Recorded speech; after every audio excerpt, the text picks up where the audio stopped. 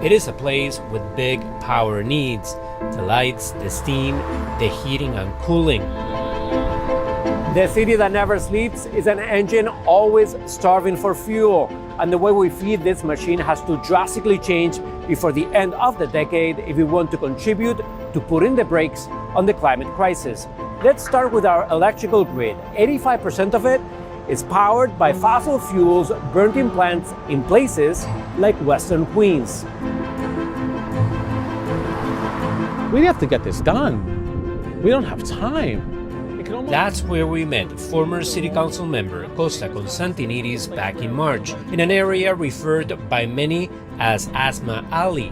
Constantinidis has been at the forefront of the movement to cut the city's greenhouse gas emissions and to increase the renewable energy supply. So this is the dirtiest power plant in New York State. The pollution in this area of Queens is such that asthma rates have been significantly higher than average for decades. The largest public housing complex in the country sits right here, next to the smokestacks pumping out dangerous carbon dioxide and nitrogen.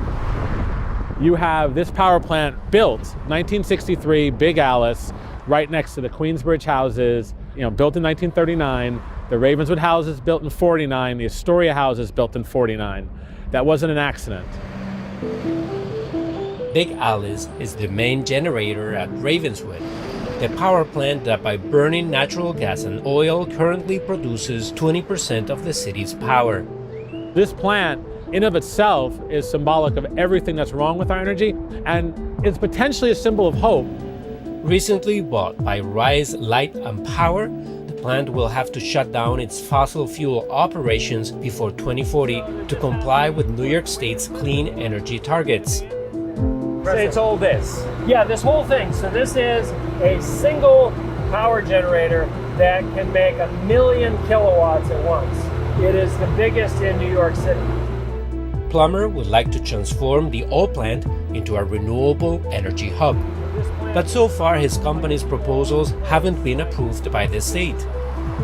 Environmental injustice is a real thing. We didn't develop this plant, we didn't choose to put it here, but we bought it and we've been working on redeveloping it because we recognize the tremendous importance of redeeming places like this to make a facility like this and the community around it better. One of the projects that will help New York City close the gap once fossil fuel plants are closed will start construction in the next few months just 3 miles north from Ravenswood.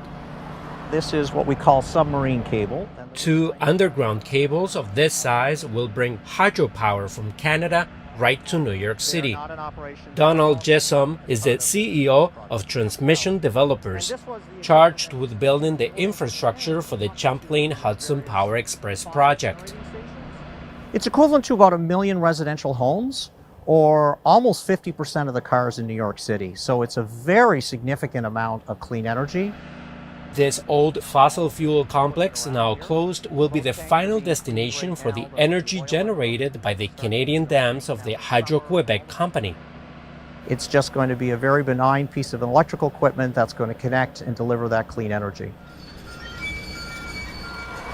Nearby, the utility company Con Edison is also building infrastructure to adapt to the new sources of power. These projects will enable those customers to be served by increasingly more and more renewable energy. This new infrastructure will be needed to deliver electricity coming from projects like the recently approved Clean Path. We have power lines here that connect with clean energy sources in upstate New York, wind and solar, and we're just extending those lines from this location over to Corona, and that will replace the generators that are coming offline due to the Climate Leadership Community Protection Act. But the pressure on the grid is starting to grow. By 2027, gas hookups in new buildings will be banned. So that means no new gas and oil boilers and more devices plugged into the grid to provide New Yorkers with heat in the winter. Old buildings will have to be retrofitted to reduce their energy consumption. The city's steam system will also have to be overhauled. This Con Edison steam plant on the Lower East Side provides heat and hot water to landmarks like the Empire State and Chrysler buildings and Grand Central Terminal. We are still continuing to sign up new developments, new buildings, new campuses onto the steam system, even though it is a technology that's been around for 140 years. Right now, the steam is generated by burning natural gas, something Con Edison wants to change in the coming years by switching to lower carbon options like hydrogen. And while some new buildings are signing up to this way of getting heat, some steam customers are going into a totally different direction. Take St. Patrick's Cathedral. Its cooling and heating needs are now being met by tapping an underground resource, geothermal energy. It delivers all of the hot water for heating, the chill water for cooling, as well as domestic hot water in the cathedral and in ancillary buildings around the campus. This geothermal system was completed 4 years ago as part of the cathedral's latest renovation. It extracts and rejects heat into the ground instead of into the air through a series of wells and piping and pumps that delivers that heat down to the ground. A clean and cheaper way to generate heating and cooling, geothermal systems are one more piece of the puzzle of a green energy future.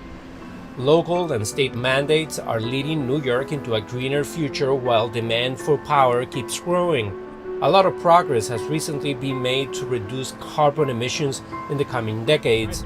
Soon we'll find out whether these efforts are enough or New York City ends up falling short.